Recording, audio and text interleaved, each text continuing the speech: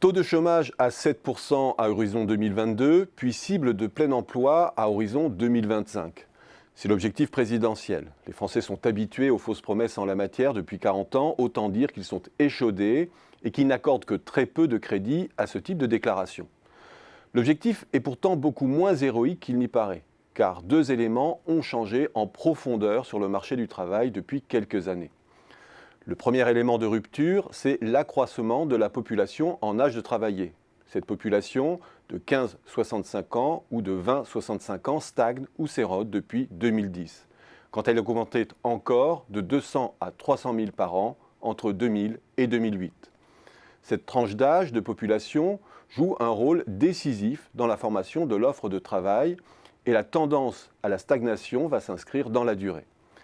Ainsi, aujourd'hui, à taux d'activité constant, la stagnation de l'emploi ne fait plus ou quasiment plus augmenter le chômage en valeur absolue. C'est une rupture considérable du point de vue strictement comptable par rapport aux décennies passées.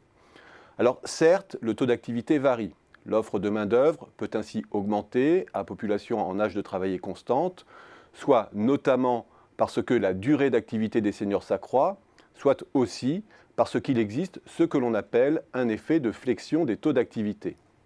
Le fait que les candidats à l'embauche augmentent lorsque le marché du travail retrouve un certain dynamisme. François Hollande en a fait les frais en 2012 et 2013 avec l'impact de l'allongement de la durée d'activité liée à la réforme des retraites de 2010, qui a porté à 62 ans l'âge de départ. Et le nombre des actifs augmente aujourd'hui avec le réveil des embauches depuis 2015, l'effet étant transitoire. Néanmoins, en régime de croisière, il est clair que la hausse de la population active est bien moindre aujourd'hui qu'hier.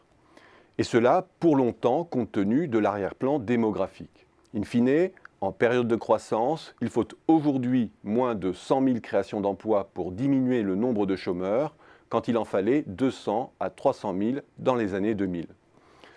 Le second élément de rupture, c'est le lien entre croissance et emploi. La job machine repart en France à partir du seuil de croissance de 1%. Ce seuil étant plus proche de 1,5-2% il y a 10 ans. Cela, on peut le visualiser de façon frustre à travers le rythme de productivité tendanciel au plan macroéconomique, qui indique aussi le seuil de croissance à partir duquel doit augmenter le volume de travail pour accompagner le surcroît de croissance. Et c'est bien ce que l'on constate aujourd'hui. La France continue à créer de l'emploi, alors même que la croissance navigue sous un rythme de 1,1% en moyenne depuis 5 trimestres. Cette évolution, on la constate partout dans le monde développé. Le contenu en emploi de la croissance s'est accru, réforme ou non réforme. Avec le numérique, avec le vieillissement et la problématique de la dépendance, on assiste à une explosion des petits emplois de services et de logistique à faible productivité. Bref, les choses ont changé. Et annoncer 7% de chômage à horizon 2022, puis de l'ordre de 5% à horizon 2025, c'est simplement parier sur l'absence d'accidents conjoncturels majeurs à moyen terme. C'est miser finalement sur une croissance moyenne proche de 1,5%, rien d'exceptionnel. La France est simplement en train de se germaniser. Et pour la première fois depuis 40 ans, la démographie va finalement faire le job dont les politiques s'attribueront les mérites.